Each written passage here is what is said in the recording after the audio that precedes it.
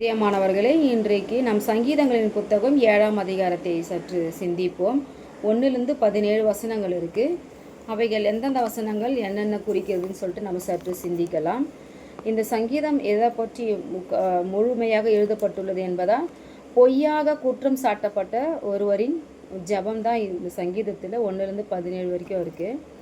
1-2 வசனங்கள் என்ன சொல்லுது அப்படின்னு பார்த்தீங்கன்னா, விடுதலை செய்ய விண்ணப்பிக்கிறாரு.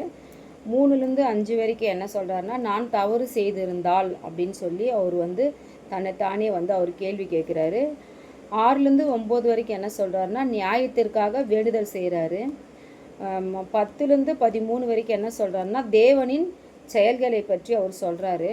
14-16 வரைக்கும் தீயோரின் முடிவு, தீமை செய்கிறவங்களாம் எப்படி இருப்பாங்க அப்படின்னு சொல்லிட்டு அந்த வசனம் விளக்குது. 17ஆவது வசனம் சொல்லுது, நான் கர்த்தரை துதிப்பேன் அப்படின்னு சொல்லுது. அப்போது இந்த 1-6 வசனத்தில் தான் செய்யாத தவறுகளை குற்றம் சாட்டப்பட்டதால் வந்த வேதனையால் தாவீது பாடுற சங்கீதமாக இந்த 1-6 வரைக்கும் சொல்கிறாரு.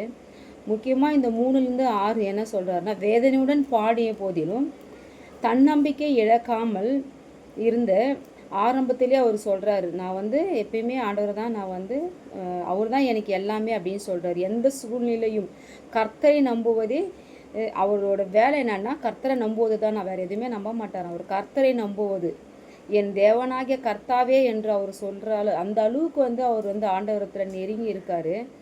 அப்போது நாம் எந்த இடத்துல நெருங்கி இருக்கிறோம் அப்படின்னு சொல்லிட்டு நாமே சிந்தித்து தேவனிடத்தில் நம்ம ஜபத்தினாலும் வேத வசனத்தினாலும் நெருங்கி இருக்குவோம்னு சொல்லிட்டு இந்த வசனங்கள் மூலம் நம்ம கற்றுக்கொள்ளலாம். ஆமேன்.